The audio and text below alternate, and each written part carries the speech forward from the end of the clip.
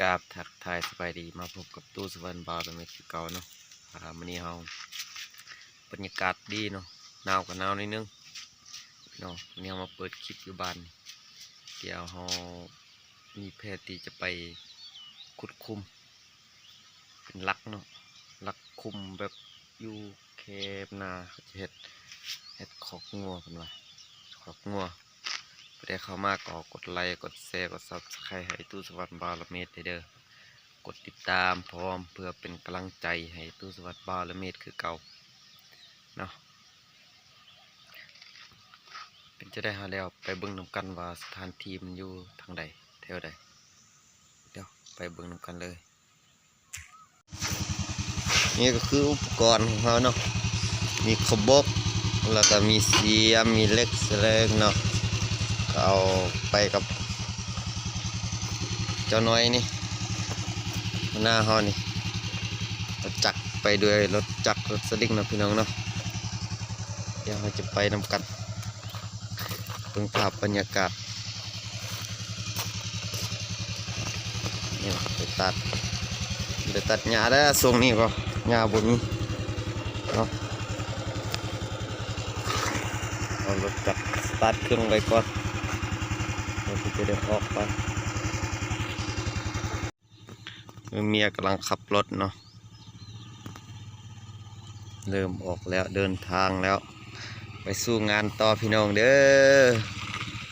ตื่นเช้ามากินข้าวกินน้ำล้างหน้าล้างตาก็ได้ไปปิดประตูกันปิดประตูแล้วก็ไปเฮ็ดหยัก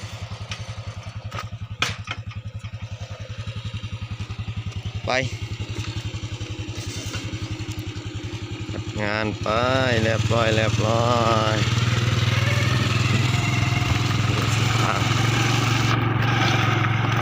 ไปจังหวัดแล้วไปเบิ่งทาหัวจุดเราจะคุดคุมกันมาแล้วทุกคนหัวจุดหมายปลายทางนะพี่น้องเด้อไปเบิ่งที่ข้างหน้านี่จุดนี้แหละนี่แถวนี้แหละที่เขาขุดไปตามนี่พี่น้องกับไม้ที่เขาลากมันนั่นแถวนี้แหละนี่อุปกรณ์ก็เอาลงหมดกับไม้เขาวัดเตรียมพร้อมเตรียมหมดพี่น้องเริ่มต้นจะขุด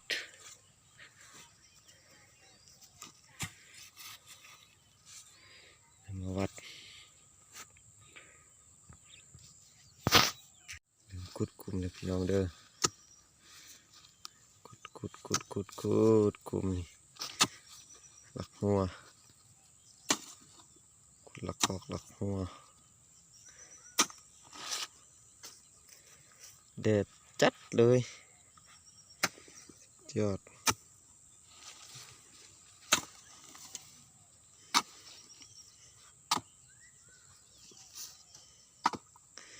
บรรยากาศอยู่ท้องนาท้องไร่ท้องนานี่กดคุมนี่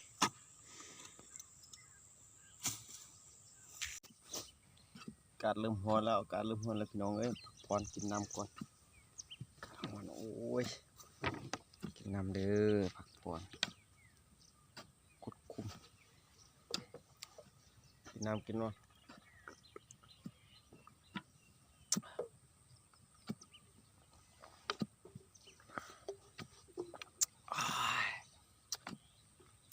ยอดน้ำก็เย็นดีคุมใหม่อันนี้ไม้เสานี่ไม้เส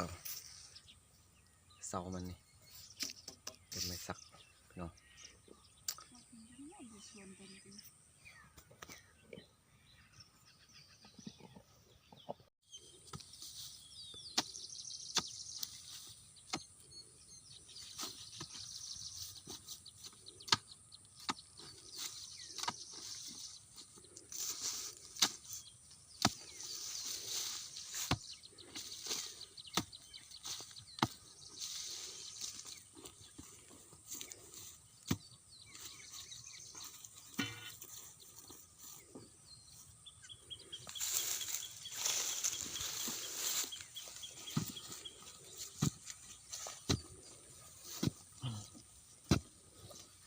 Kìa, đã lên thương hơnนี่จากเขาที่ขุดลงไปแล้วเทื่อเนาะพักเบิ่งจากคุมหนึ่งสองสามสี่ห้าหกเจ็ดแปดเก้าสิบเอ็ด12 13 14 15 16 17 18 19 20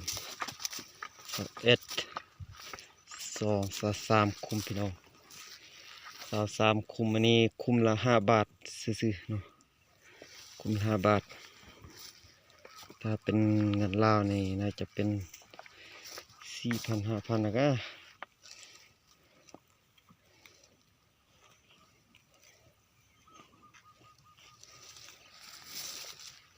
6,000น่าจะเป็น6,000 7,000บุเลทเงินเดี๋ยวนี้พี่น้องเนาะอันนี้ไปรับจ้างเจ้านายจ้างเขาขุดคุมละ5 บาทซื้อพี่น้องเนาะหลังจากที่มาฮอดนี่ก็ตู้สุวรรณบอละเม็ด